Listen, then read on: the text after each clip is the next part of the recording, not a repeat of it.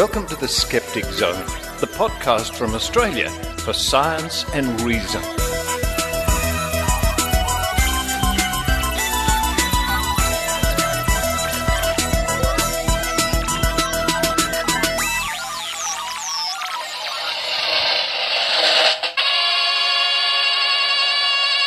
Thank you. Got the orchestra here in the Maynard International Studios annex, which is where we are right now. And welcome to, well, why don't you do it, Richard? It's your bloody show. Gee, thanks, Maynard. Welcome to the Skeptic Zone, episode number 508 for the 15th of July, 2018. Richard Saunders here trying to do a show.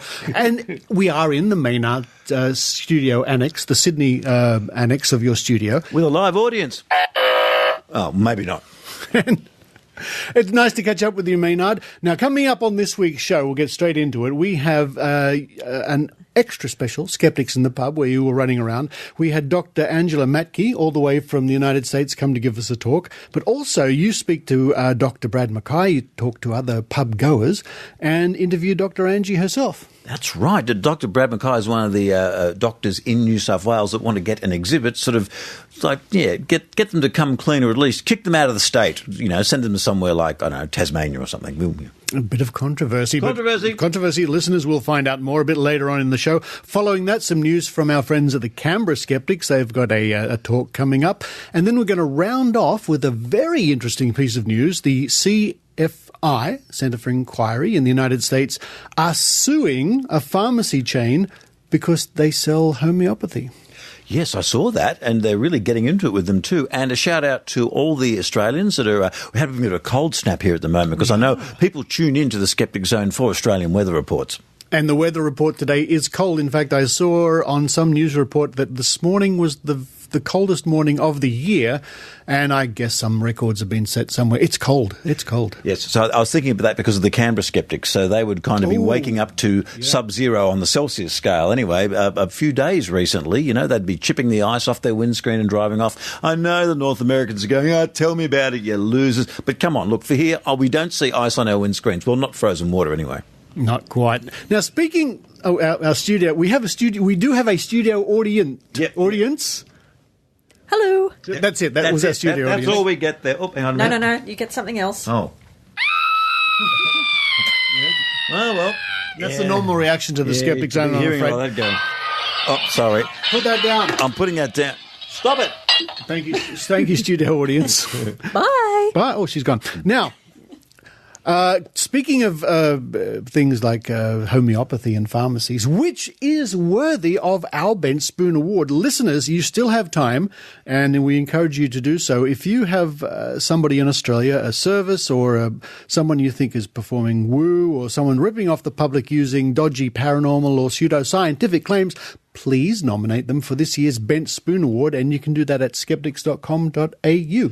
And, for example, who won last year's, and what were some of the nominations for last year's, to give people an idea what they should be thinking about? Well, just off the top of my head, trying to remember. Of course, last year it was the National Institute of Complementary Medicine and the University of Western Sydney. Good on you. Who won that? Previous winners have been people like Pete Evans, the chef promoting the paleo diet. Chiropractors have won in the past. The Homeopathy Plus, Fran Sheffield. Way back to people like Peter Brock, the famous racing car driver, won for an Orgon energy device. All sorts of things. But skeptics.com.au for more information. And please, Australian listeners, put your thinking caps on and nominate someone for the Bent Spoon. And they just go to the website to do that, do they? They certainly do.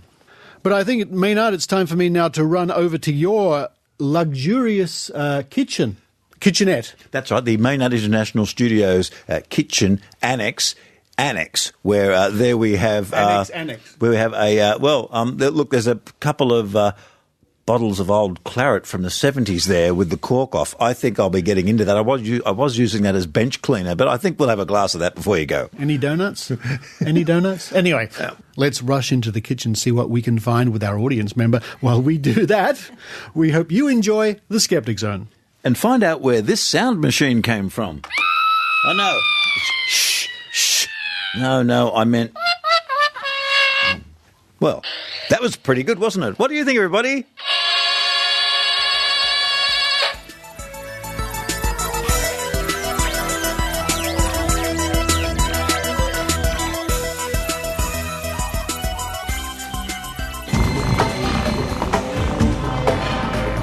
here's Maynard's spooky action at a distance. Hope we're here at Skeptics in the Pub for July. As usual, skeptics are rushing, skeptics are hushing, some skeptics are even flushing. But right now, I'm here with, professional supermodel turned scientist. We're going to be talking to her later because we all know science is where the real money is.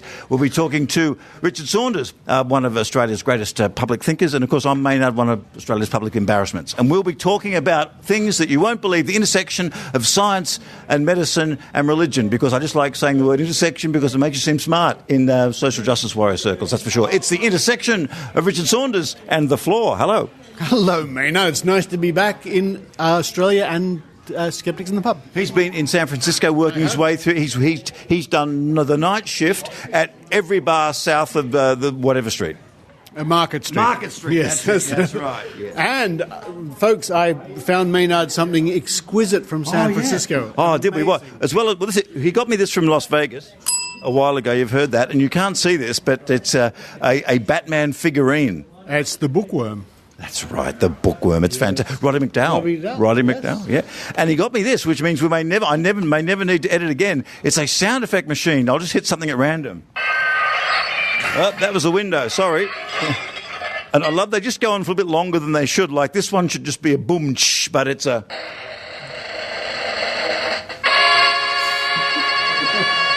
Yeah, by which time everyone's left the room. They have indeed. Maynard, here we are at Skeptics in the Pub. We've got Dr Angela Mattke speaking tonight. But tonight's question for pub goers is, would you mind if you were abducted by a UFO? That is good, because I still haven't found a way to... Oh, so anyway. Yes, okay. How to get it, or how not to get abducted?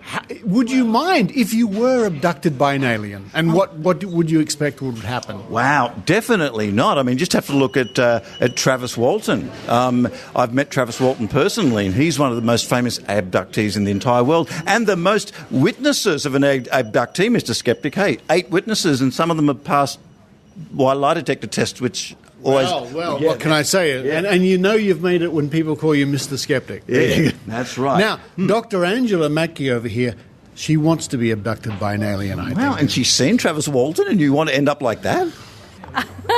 I think it would depend a lot on whether the alien was most resembled, I don't know, Matt Damon or... Good point. Yeah, I don't know. Yeah, because but haven't you experienced a hypnagogic state where you thought you've been awake but you haven't been able to move? Have you had that happen to you? I've had that happen, but I never had aliens involved. Because I have had that state and felt that there have been people in the room when they haven't been, and so that's been pretty unusual, and I could see how that extended to a more vivid experience could be an abduction thing.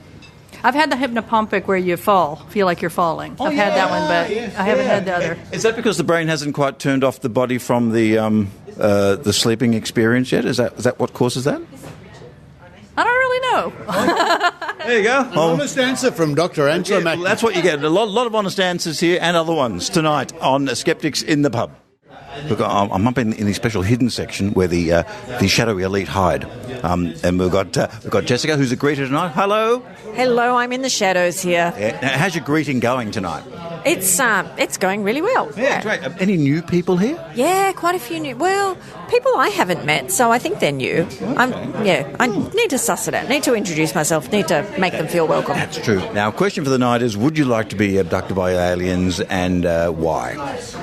Oh yes. Yeah. Now, why is that? Probes. You think so? Absolutely. I want more of them.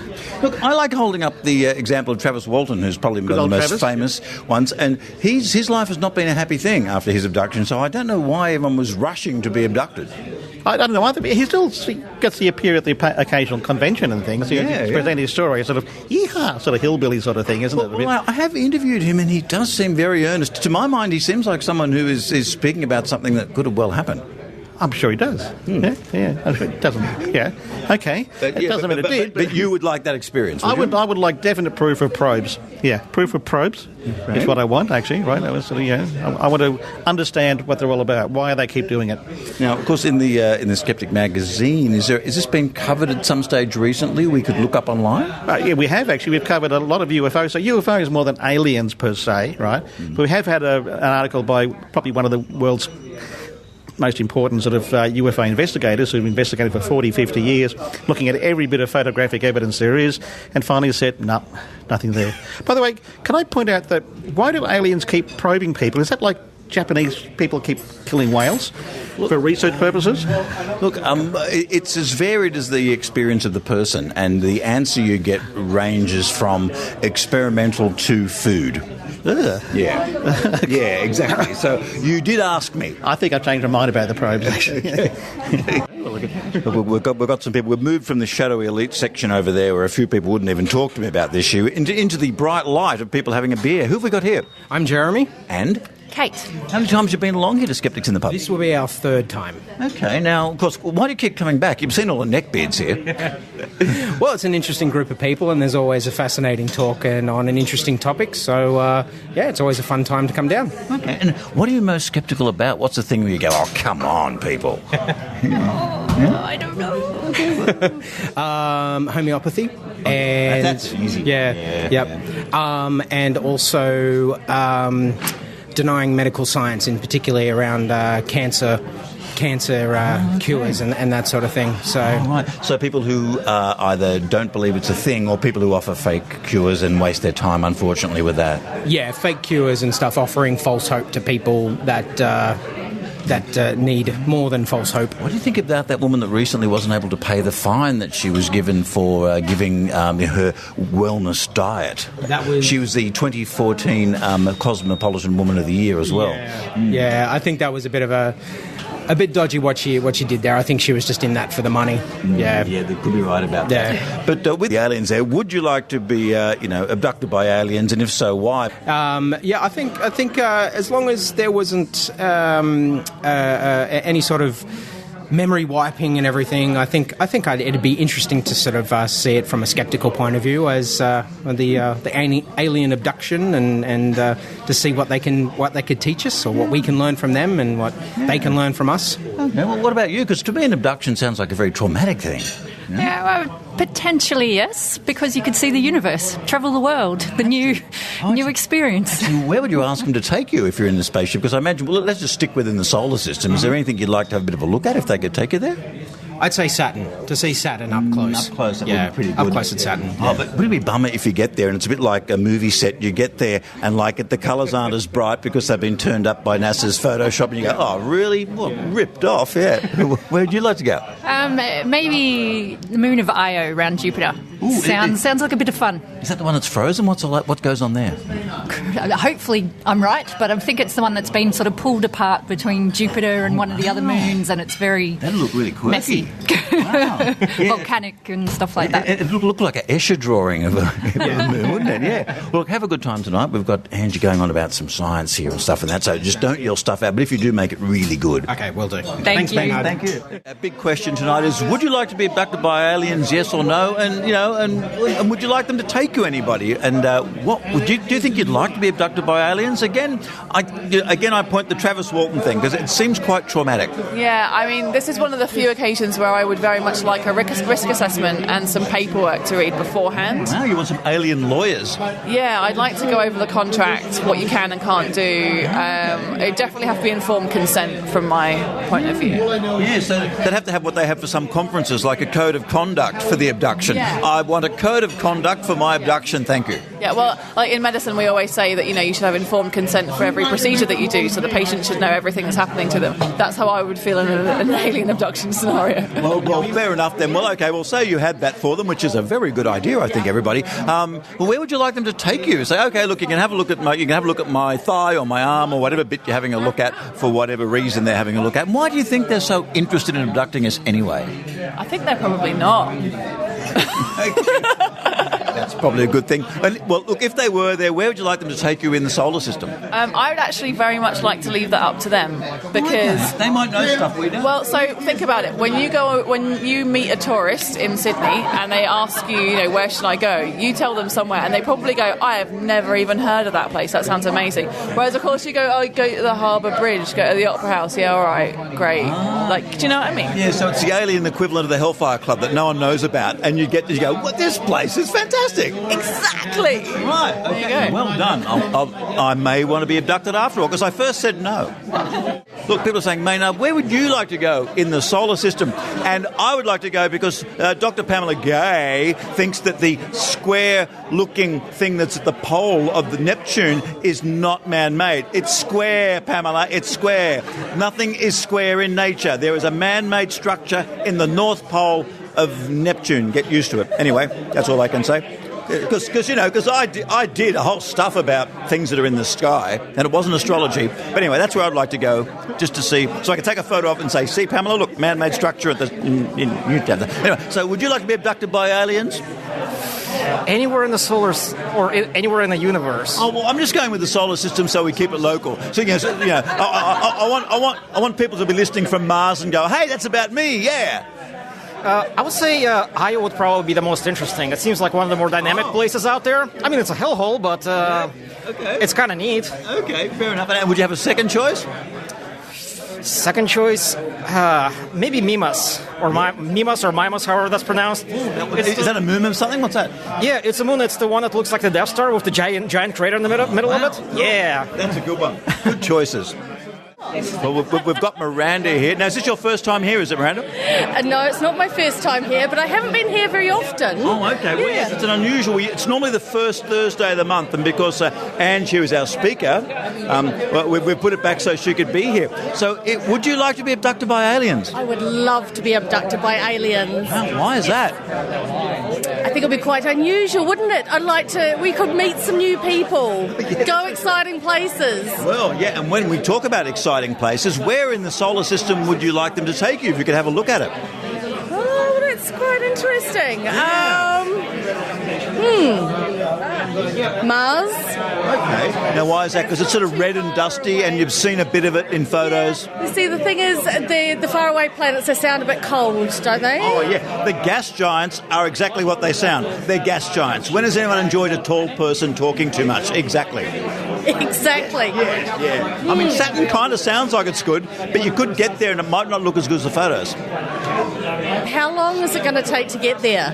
Well, we're assuming... I guess you can time travel, right? Well, we're assuming the aliens have got some sort of faster than light or some sort of warp thing that gets them around a bit, you know. Well, that sounds pretty good to me. Yeah. What do these aliens look like? Well, I don't know. Well, they come in different descriptions, don't they? You've got your classic greys, you've got some robotic ones that were seen in the 50s, but they come in all descriptions which could indicate that it's maybe some sort of other thing other than an actual physical manifestation of extraterrestrials. Now there you're thinking. Well, yeah, it could be something more to do with, the extraterrestrial hypothesis. Let's get into it, listener. The extraterrestrial hypothesis is just one hypothesis about what they are. They could be time travelers. They could be from another dimension. They could be something else entirely they haven't thought of. Or some people think they're demons as well. Do they? Yes. Now, you see, I don't think that they're demons. Okay. No. Well, what would you go with if there was a... It sort of suggests a sort of more religious... Oh, yeah, they do, yeah. Because people of a religious bent sometimes look at the biblical thing and weave that into the whole thing. Yeah. And, of course, people also think that there may be the dead people returning as well. That's also another hypothesis as well. Oh, like the reincarnation. Yeah, it's some sort of a ghost thing, and people are building it to be extraterrestrial when it's in fact ghost related, but I don't get that. I'm lost too. Yeah, I know. It's all a bit confusing. Look, I'm here with Dr. Brad McKay at Skeptics in the pub. We have been asking, would you like to be abducted by aliens at all? I think the actual word abducted means that you're going without your consent. That is correct. A few people have raised that, so yeah. So I think I would like to, give my consent if I was going to be... So once again, you want the aliens to have a code of conduct? Yeah. I want it all written out, and tell me at least a week beforehand. Right. I'll get all prepared. I get my lunchbox. Get those extraterrestrial lawyers on this. Exactly, yeah. Okay, say you work out some deal with them. Where would you like them to take you in the solar system? What do you want to look at? look, I'd just be happy to go to the moon. I know that's not too exciting, but it's close. Mr. Boring. Yeah, I know, but at least I can still see Mr. Vanilla Brad.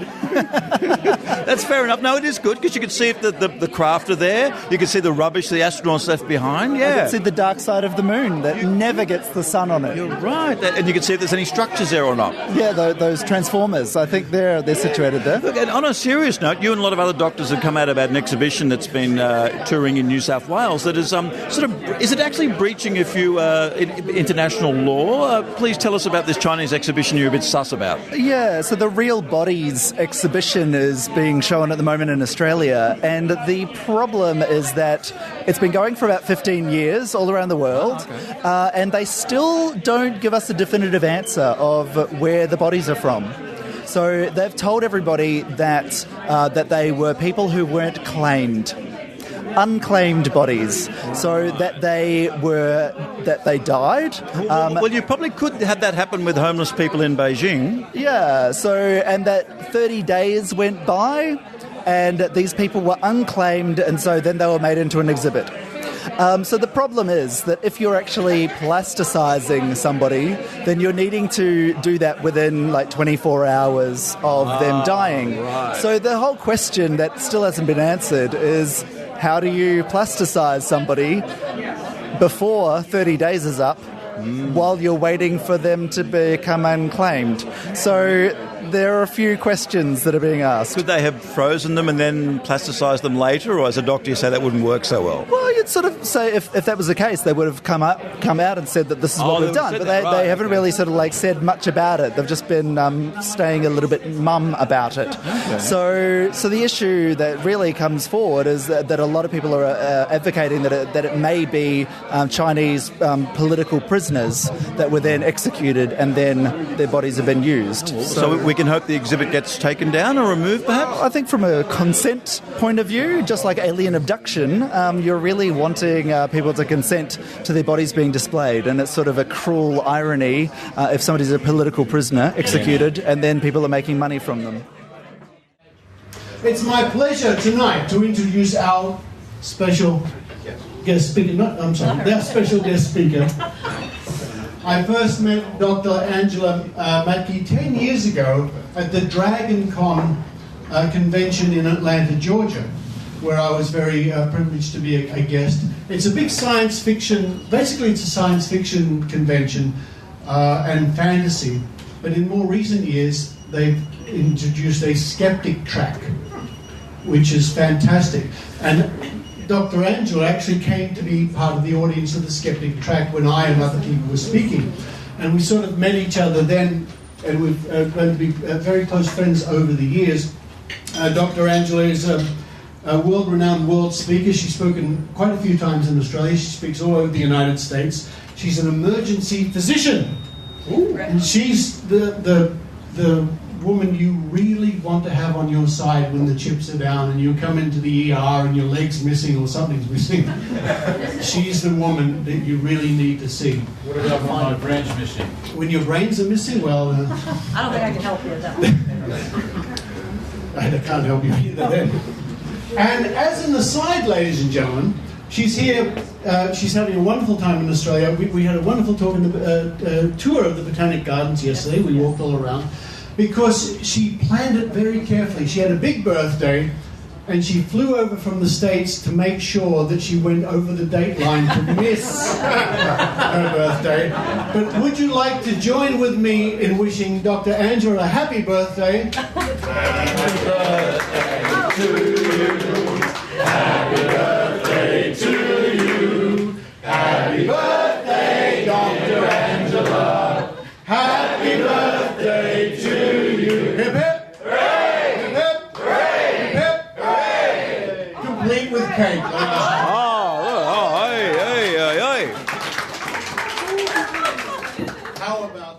And look, as an emergency physician, and I want to get serious here, what is the biggest challenge? Because some people like working in emergency because it's all very, very hypey and go, and then if people have the continuing trouble, they move to another ward. So some people like emergency for that reason. It's all very acute.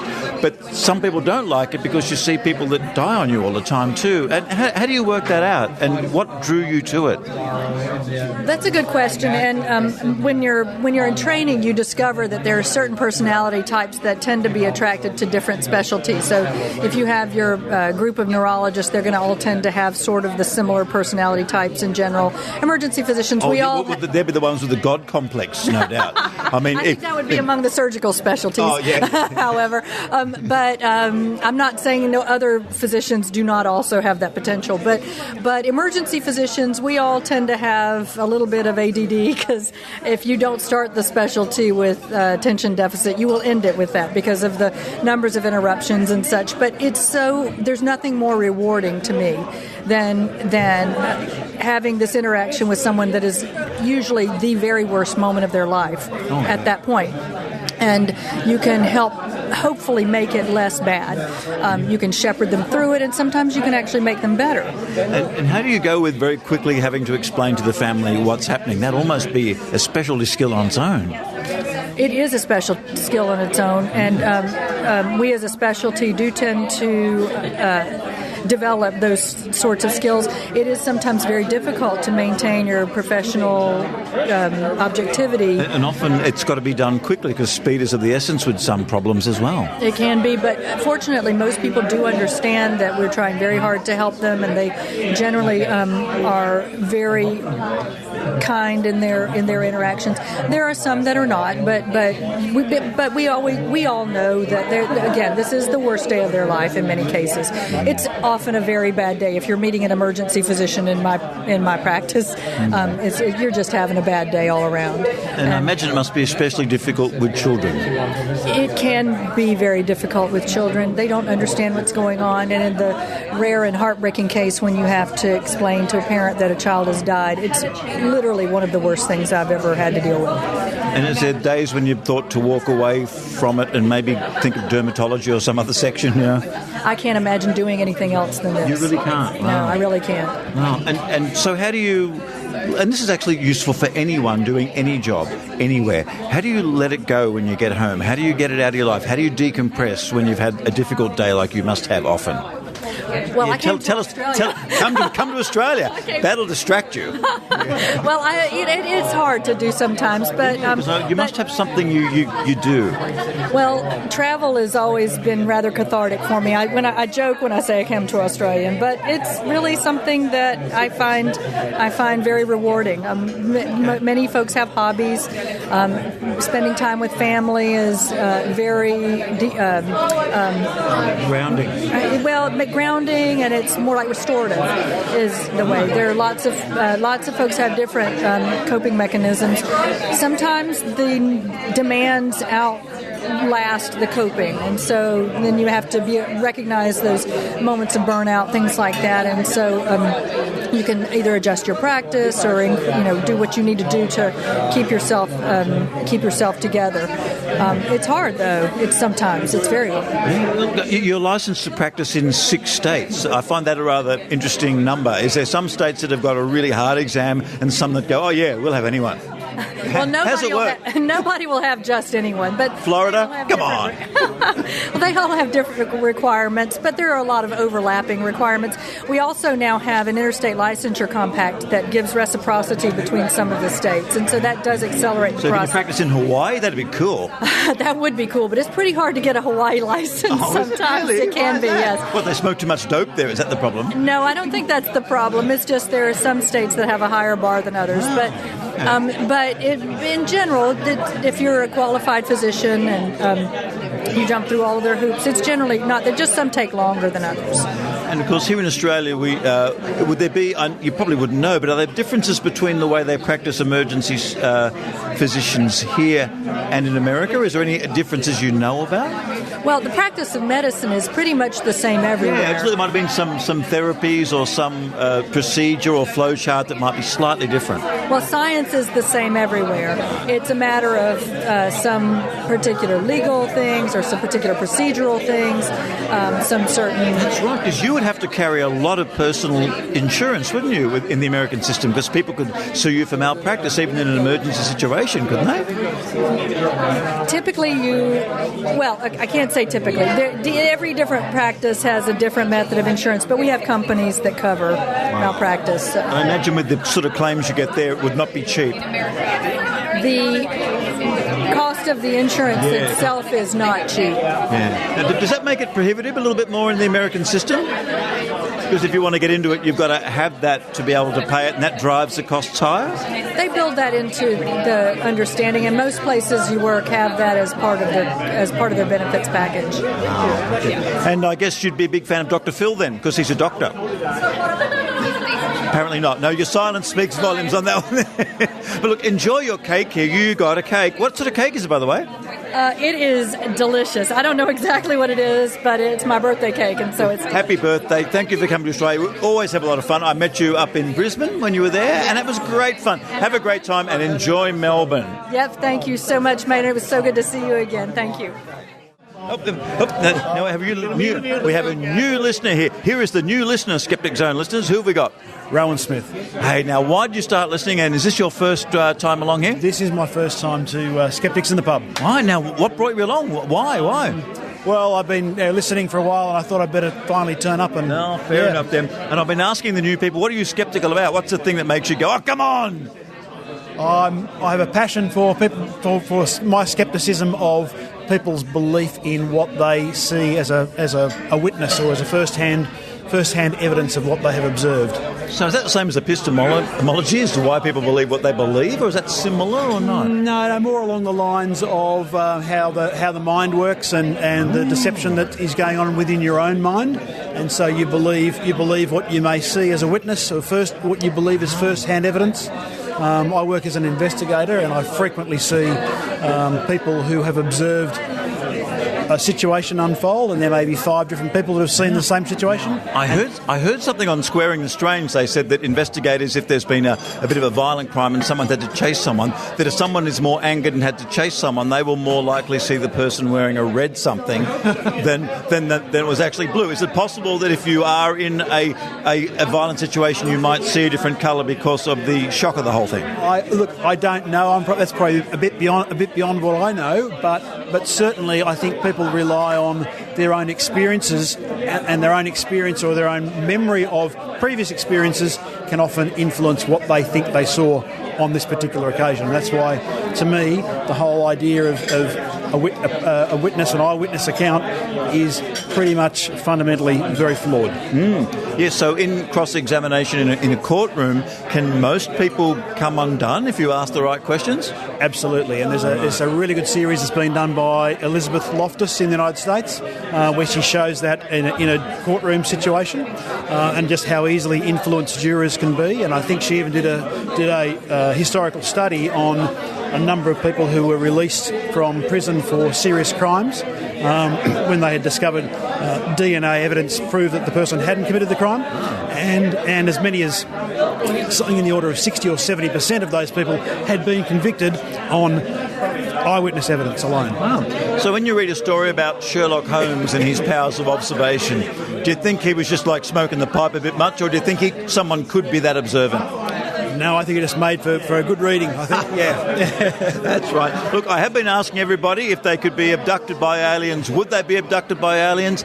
And if so, you could do a deal with them to go anywhere in the solar system. Where do you think you'd like to go? Now, there's 2 simple questions. 2 simple questions? Yeah. Well, I'd love to be abducted by aliens, because then it would prove that it exists if it does exist. That's true. So we would have some evidence, finally. That's true. But until that time, I sort of doubt it very much that they exist. But that's another story. Yeah. Where would I like to go? Yeah. Yeah, just in the solar system. Let's keep it local. Oh, okay. Look, I think Jupiter looks pretty interesting. Yeah, it's kind of big. That big storm that carries on there. It's bigger than the Earth. That's good. Yeah, because I've spoken to people about this on the paranormal side, and they say, well, if someone's seeing something from another dimension, or someone is seeing a spaceship, and you've got no reference at all, that maybe the descriptions are going to be odd because you've got nothing to compare it to. So could that be an explanation as to why sometimes these things sound sketchy? Oh, could be. It could well be. Yeah, absolutely. Because it's hard to think of an example of something you've got no idea what it is to describe. Yeah. Well, and I think that harps back to what I was saying before, where people's memories are so influenced by their own personal experiences, previous experiences, and that just absolutely blurs the lines as to what they will describe as having seen. Yeah, that's very true. Very true. Now, what do you think of the talk tonight with Dr. Angela? Really good. Yeah, no. Now, how you feel about that woman that was supposed to have two lots of 9 kids, and then she had like 11 kids like 3 days later or something? Oh, come on! It gave a whole new idea of the hula hoop, didn't it? Yeah, she had the hula hoop walking around with the first thought was the poor woman. Then I thought, hang on, I think someone's making this up. Yes, absolutely. Well, look, we hope to see you back again sometime. No, that's great. Thank you very much. Of course, don't forget the sound effects that Richard Saunders gave me. Love it. Now, for you overseas listeners, that's the actual sound of a kangaroo. It's a large red. Also, we'd like to give a special Skeptic Zone shout-out to George Harab of the Geologic Podcast. He was mimicking, or he was giving a secret signal to us in the latest edition of the Geologic Podcast. He's going, AU, as we do sometimes at the end of planetmaynard.com.au. All I can say back to George is, you should buy something. What if you're not Jewish? I finally got that joke only last week. It took me a while, just because I don't know many Jewish people, but now I know. I get it. Oh, what is it again, sorry? It's convention.skeptics. Hang on. No, there's no scallops. convention.skeptics.com.au. That's good. Well, look, I'll see you there, and it'll be great to see you there too. Be good to see you there, Maynard, and any of your listeners. Well, we've got someone here from the Great Pacific Northwest, which when I think of that, I think of John C. Dvorak from the No Agenda Show, but also I think of Brian Dunning and I think of Bigfoot. But who have we got here? Kalyan Turner. Wow, and are you a hipster from Portland? I wouldn't say I'm a hipster. I rock climb, I go climb mountains and drink a lot of good craft beer. Oh, I do like that. Actually, does Portland have hipsters? Is that just an urban myth? Yes. Oh, okay. Yes, Portland has plenty of hipsters. There are plenty of people who want to keep Portland weird. And people riding penny farthing bicycles around, stuff like that. We get that in Melbourne and Northcote. I've seen people walking around in collars and other kind of things. Suddenly, now you're talking my wheelhouse. It's too cold there for that. Not that kind of collar. Oh, I see. It's more hipster collars. Oh, sorry. Okay, I think we're at cross purposes here. But did you find the meeting tonight? What do you think of us Australian skeptics? It was really nice. It was cool. I really like to see that that discussion. I've been listening to the Skeptic Zone after I heard about it through the Skeptic's Guide to the Universe, and I liked what you guys were doing with... So you're the listener. I am a listener. We've met the listener. Thank you. That is great. Yeah, look, what should we be doing more of on the show? Do you think the cats should be hosting? We should hear the cat a little more.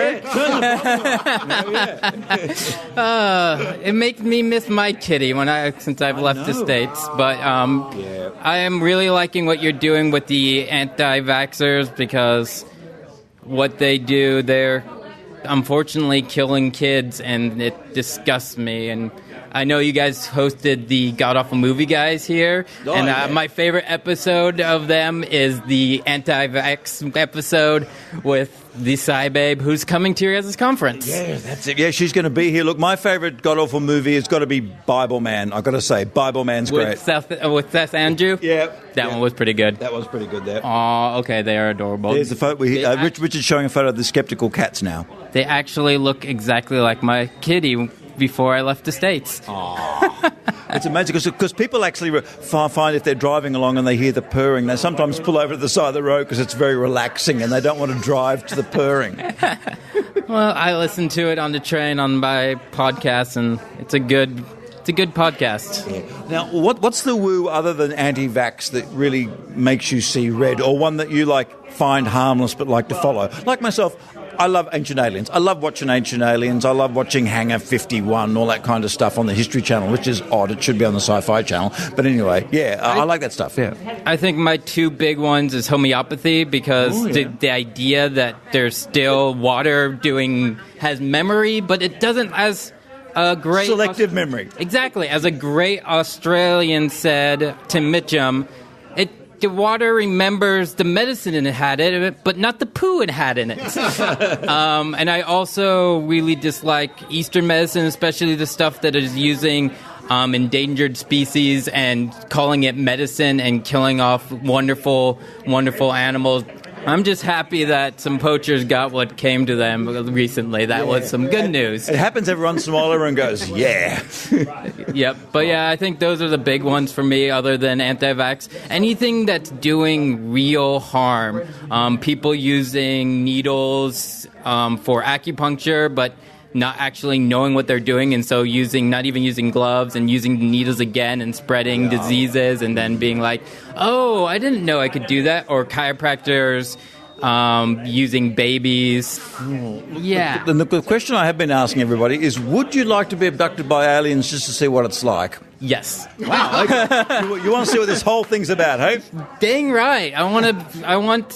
Do I think that there is life outside the planet Earth? Yes. Do I think we'll ever meet it? No, because unless they have figured out how to travel across space and time faster than the speed of light, the space is just too big. But if I could meet them, the fact that they're here means that they have technology far and beyond whatever we have, and it would be an insanely incredible experience. Richard, it's the end of the show here. It's time for me to get going so you can get on with the rest of the Skeptic Zone.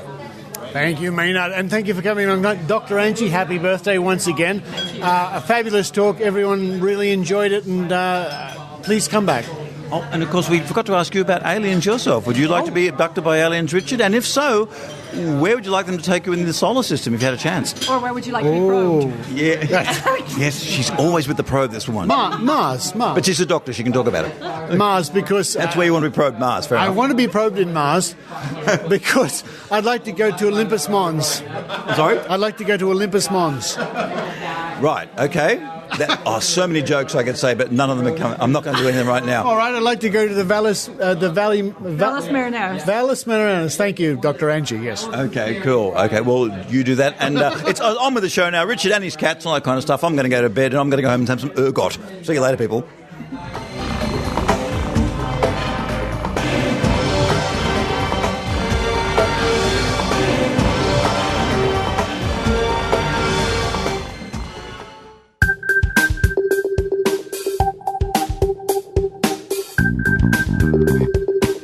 I'm Yvette Dontremont, aka SciBabe, and I debunk bad science for a living. This includes health, nutrition, and general BS on the internet. And I'm looking forward to seeing you all at Skepticon in Australia this October.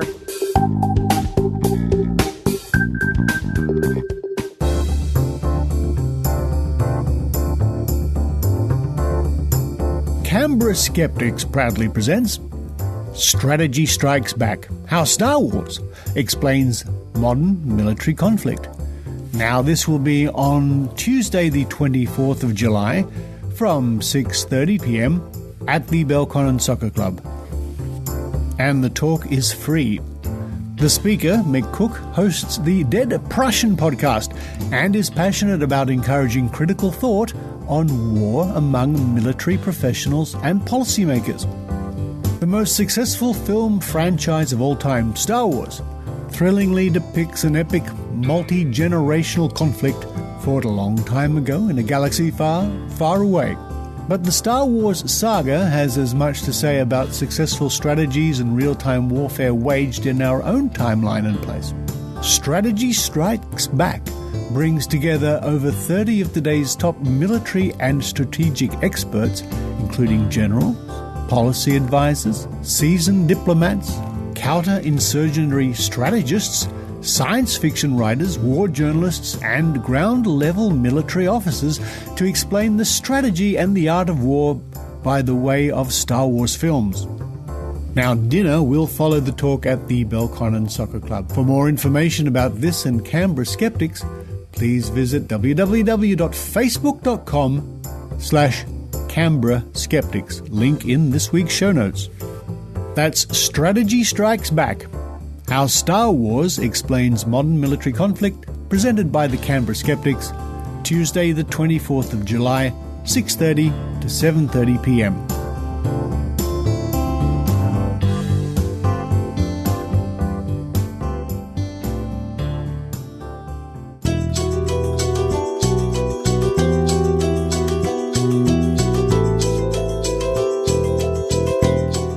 Homeopathy must be the most wide-known form of quackery on the planet.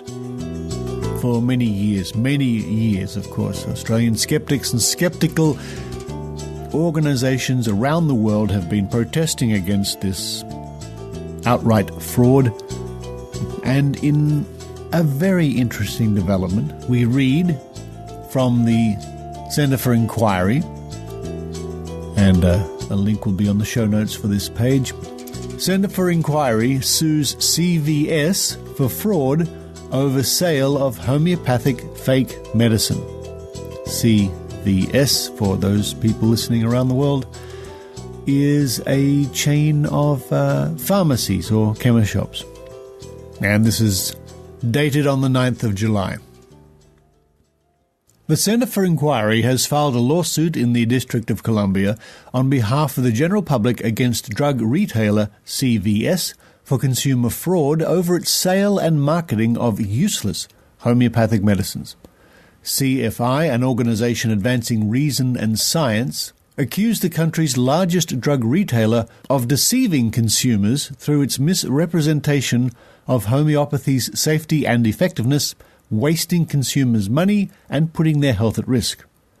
And following that paragraph, there's a link to the official complaint in the form of a PDF. Homeopathy is an 18th century pseudoscience premised on the absurd, unscientific notion that a substance that causes a particular symptom is what should be ingested to alleviate it.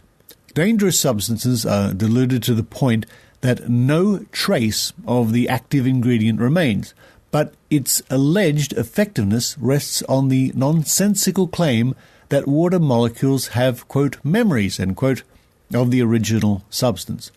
Homeopathic treatments have no effect whatsoever beyond that of a placebo.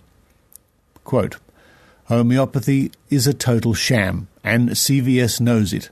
Yet the company persists in deceiving its customers about the effectiveness of homeopathic products, end quote, said Nicholas Little, CFI's Vice President and General Counsel. Quote, homeopathics are shelved right alongside scientifically proven medicines under the same signs for cold and flu, pain relief, sleep aids, and so on. If you search for flu treatment on their website, it even suggests homeopathics to you, end quote, said Little. Quote, CVS is making no distinction between those products that have been vetted and tested by science and those that are nothing but snake oil, end quote. Apart from being a waste of money, choosing homeopathic treatments to the exclusion of evidence-based medicines can result in worsened or prolonged symptoms and, in some cases, even death. Several products have been found to contain poisonous ingredients which have affected tens of thousands of adults and children just in the last few years.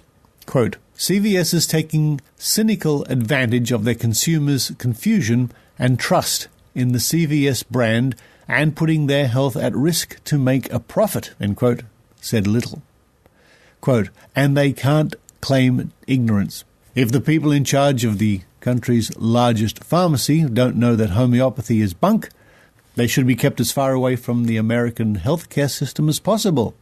We made a number of efforts to discuss this situation with CVS, but the concerns we raised were ignored, end quote, said Robin Blubner, President and CEO of CFI. Quote, homeopathy is a multi-billion-dollar consumer fraud.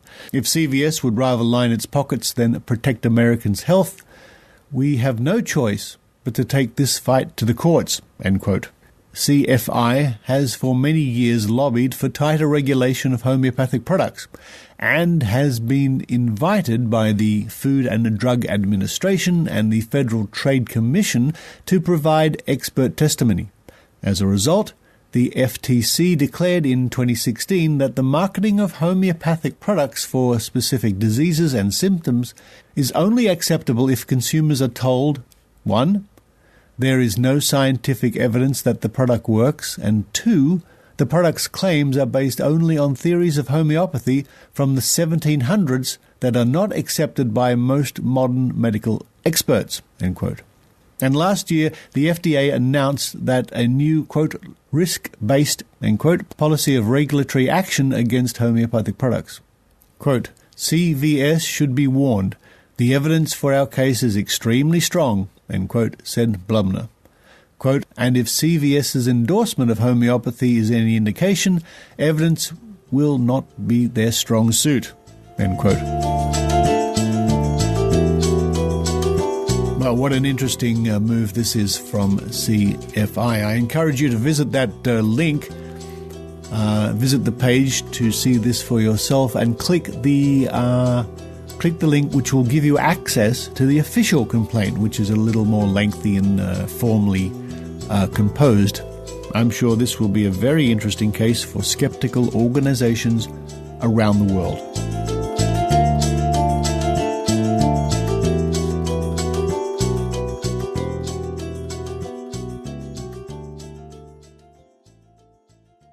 They don't care about the truth, they care about putting on a good show. Science is, to me, is one of the most exciting pursuits of mankind, but they don't want it that way. There's a big problem in science programming today. You know all those science and history series you watch on TV and how they have on real science experts? Scientists you trust? Well, how would you feel if you found out that sometimes they completely twist what these experts are saying, editing them out of context, misrepresenting their words? It really happens. I'm Brian Dunning, and we're going to attack this problem in a new feature documentary film, Science Friction. We're going to pull back the curtain and talk to the experts who have been misrepresented and misquoted to find out just how far the media is willing to go to sacrifice science for ratings. The TV networks sure as hell aren't going to fund our production, so we're making it a grassroots effort. Here's how you can help. I'm asking you to crowdfund this production with us. As if science literacy among the public isn't bad enough, the sources so many people trust are making it even worse. Join me in fixing this. Come to sciencefriction.tv and join this project right now.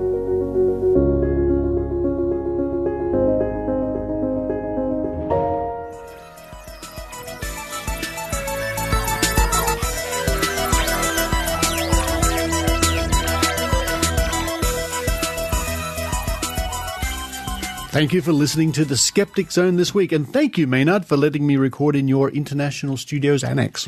Look, there's a lot going on here, a lot of people rushing and hushing. A lot of famous people have got to come in here this afternoon, although none of them have turned up. But still, I'm here. I want to thank Richard for his work during the week of getting an extremely large room divider, which we needed here for Maynard International Studios. Don't know why, I live on my own, but I got a room divider anyway, so I can't see myself in the mirror. And the room, and it's actually bigger than your car, and you fitted it in your car, and we drove along Glebe Point Road to some strange looks from onlookers. I don't know how we did it. I do not know, but we did. We went to the shop and we bought a big room divider and somehow it fit into the little Skeptic Zone mobile, yes. Yeah. Look, even the guy behind the counter said, why do you need this? You live alone, he said to me, and I thought, God, word's getting out there. Anyway, Richard, great show, really good. I thought the bits were mine were probably, you could have done better, that you could have found someone else to do them, but still I was glad to help you out. And don't forget, listeners, if you go to this week's show notes, there are links to a radio interview I did at 4 a.m. on ABC National Radio, where I take talk back, and you'll hear some interesting people calling up to ask me questions, people who are very convinced they've seen big Black Panthers and things. Cool. Oh, they were talking about the movie, were they? No, No, I've seen the Black Panther movie. Good movie. No, I'm talking about a real Black Panther in the forest near Sydney and around. So go and have a listen to that. Go and have a listen to that. But until then, this is Richard Saunders and Maynard signing off from Sydney, Australia. See you later, folks. Remember, if you can't be skeptical, just do something else. Okay. Rich, I told you to watch out for that, Richard.